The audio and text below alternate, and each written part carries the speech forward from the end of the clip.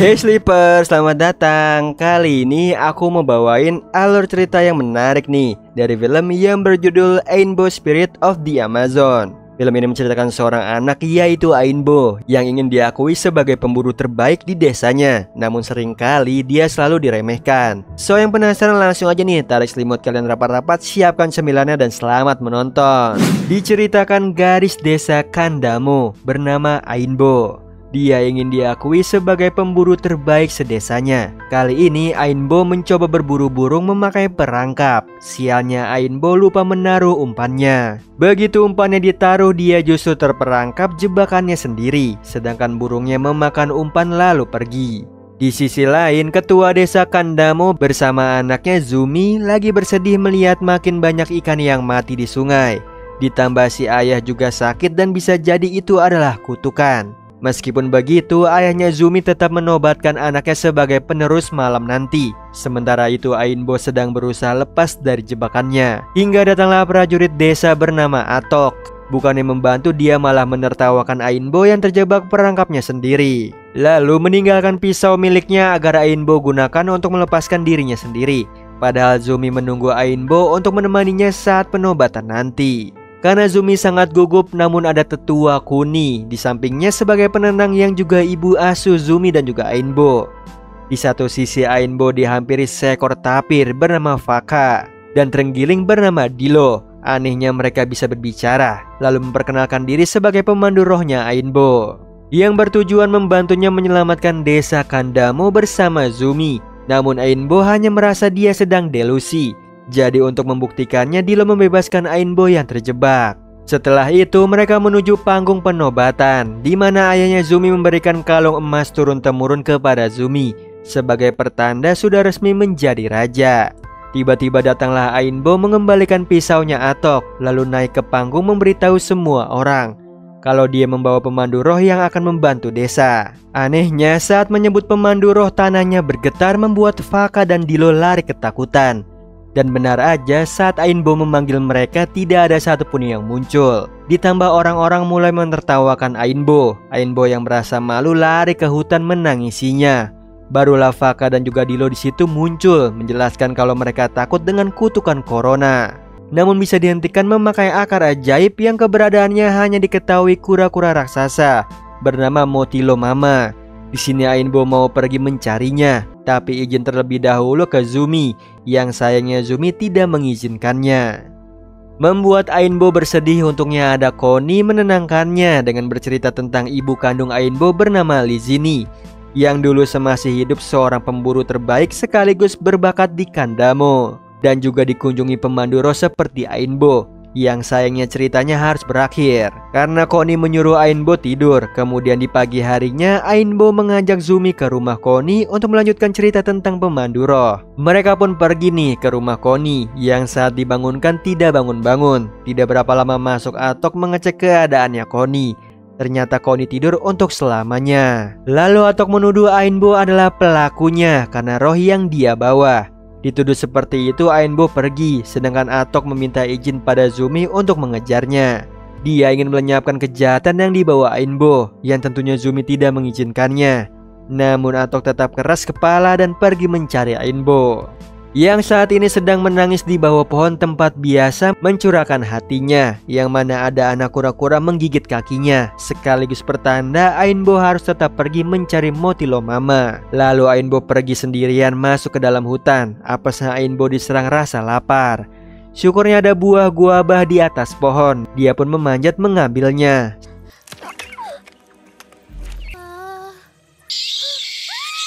Namun Ainbo harus berebut dengan kawanan kelelawar. Untungnya datang Faka dan juga Dilo menyelamatkannya. Setelah itu Ainbo menceritakan tentang Koni yang telah tiada. Jadi untuk menghormatinya, Faka menyanyikan lagu perpisahan agar jiwa Koni pergi dengan damai. Di saat yang sama Zumi dan juga penduduk desa lainnya juga bernyanyi, sekaligus melangsungkan upacara pemakaman Koni dengan melarungkannya ke sungai. Sedangkan Atok berhasil menemukan jejak panahnya Ainbo. Kemudian ayahnya Zumi mempertanyakan kenapa Atok mengejar Ainbo pada Zumi, yang menurut Atok Ainbo pembawa kutukan. Padahal Zumi dan Ainbo sahabat sejak kecil. Mengetahui ada yang salah, ayahnya Zumi menyuruhnya mengejar Ainbo bersama dua prajurit. Sementara itu Ainbo-nya sendiri ingin mengambil buah sawo yang ada di atas pohon dengan panahnya, tapi selalu meleset. Jadi dicontohkan Dilo yang langsung tepat sasaran, membuat Ainbo tidak percaya diri. Untuk mengembalikan kepercayaan dirinya Ainbo, disitulah Dilo membuat anak emas ciptaan pemandu roh yang suatu saat akan dibutuhkan. Lalu Ainbo meminta Faka dan juga Dilo menemaninya menemui Matilo Mama, yang tentunya mereka mau menemani Ainbo. Kemudian mereka berangkat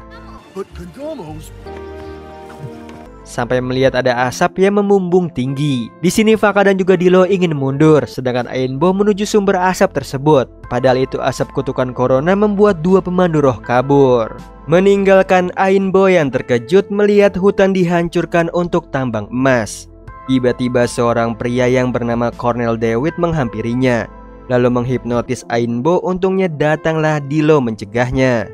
Kemudian kabur bersama Faka, tapi mereka bertiga harus melompat ke sungai atau tertangkap corona. Syukurnya mereka berhasil kabur. Lalu menatap sungai membuat Ainbo menyadari bisa jadi Matilo Mama hidup di sungai ini. Lalu Ainbo pergi nih mencarinya. Bersamaan Atok menyelam ke sungai di mana Ainbo lagi cuci muka. Di situ Atok langsung menangkap Ainbo dan menjelaskan Zumi yang mengirimnya untuk mengakhiri kutukan. Kemudian Atok melepaskan ikatan Ainbo, jadi kesempatannya menyerang balik Atok. Sialnya panah Ainbo meleset jadi menendang api unggun supaya bisa kabur. Namun sejauh apapun pelarian Ainbo, dia tetap tertangkap Atok. Saat Atok siap menghabisinya terjadi gempa yang mengakibatkan Ainbo jatuh ke jurang, sedangkan Atok pingsan terbentur batu. Ternyata Ainbo jatuh ke jurang yang dasarnya sungai, di mana ada anak kura-kura yang sebelumnya ingin Ainbo mengikutinya masuk ke dalam gua ajaib. Lalu anak kura-kura itu berenang masuk ke air terjun.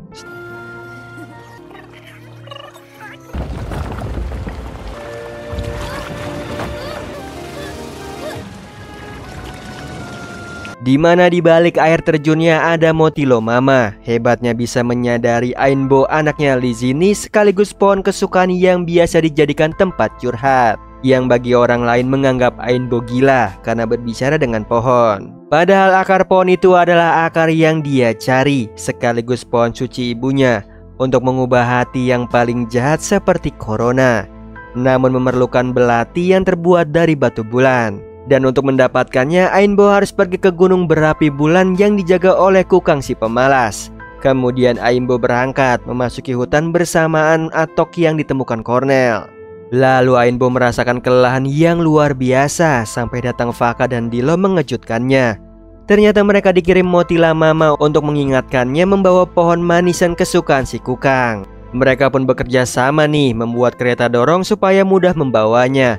Setelah itu barulah mereka berangkat.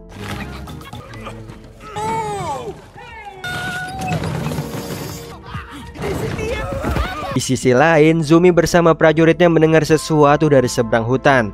Mereka pun menyeberanginya, di mana ada Atok senang melihat Zumi karena ingin dikenalkan ke Cornel. Di sini Cornel autofokus pada kalung emasnya Zumi, kemudian menjelaskan tujuannya ke sini sebagai ahli botani yang membawakan obat-obatan yang sudah diracik dari tanaman langka. Salah satunya adalah obat ayahnya Zumi. Mendengar hal itu, Zumi ingin mengajak Cornel ke desanya untuk mengecek penyakit lain yang ada di sana.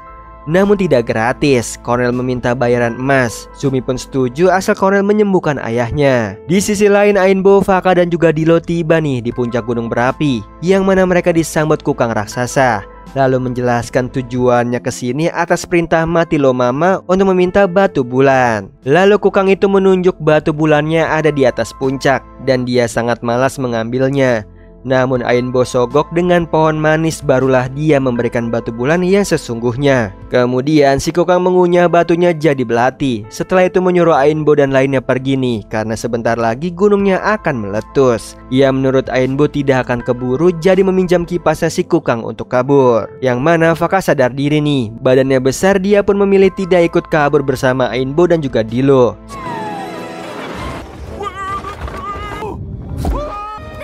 Untungnya Ainbo dan juga Dilo tepat mendarat di desa Kanambo, lalu disusul Faka. Setelah itu Ainbo mendatangi pohon ibunya. Tiba-tiba datanglah Zumi mengajak Ainbo ke rumahnya. Dia ingin menunjukkan keadaan ayahnya yang sudah sehat berkat bantuan Cornel.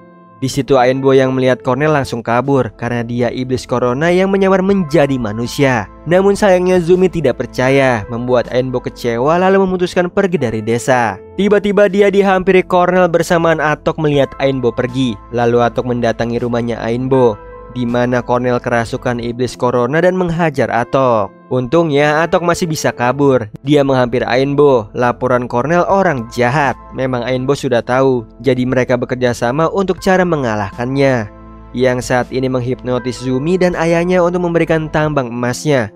Sementara itu Ainbo dibantu Atok menancapkan belati batu bulan di pohon.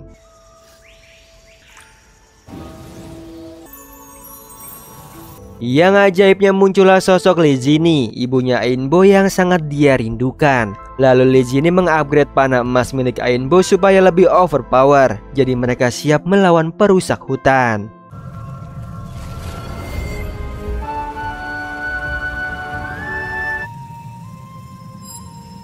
Karena keberadaannya jauh, Lizini berubah menjadi cahaya agar Ainbo dan lainnya mudah mengikuti. Namun Lizini lebih dulu tiba dan mengusir para perusak hutan. Setelah itu datang di tengah-tengah Cornel yang ingin menginvasi desa. Lalu Lizini mengungkapkan Cornel adalah Will, pria yang dia tolong dulu, sekaligus dia cintai. Namun Atok cemburu hingga menyebar berita kalau Will yang mengutuk Lizini, membuat orang-orang membencinya.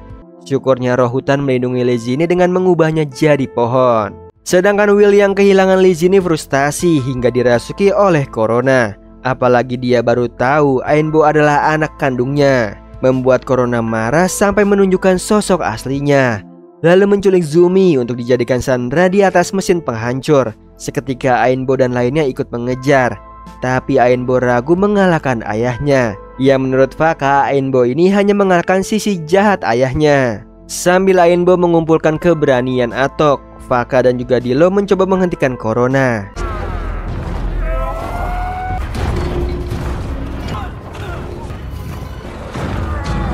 Untungnya Ainbo dibuff ibunya supaya mantap melesatkan panah ke corona. Dia pun meledak. Tidak berapa lama mesin penghancur juga rusak sekaligus pertanda kutukannya hilang. Di akhir film muncullah sosok Will yang sesungguhnya. Dia bahagia bertemu dengan istri dan juga anaknya. Namun kebahagiaan mereka harus berakhir karena Lizini dan juga Will hanyalah roh semata. Mereka pun kembali ke alam roh lewat pohon favoritnya Anbo.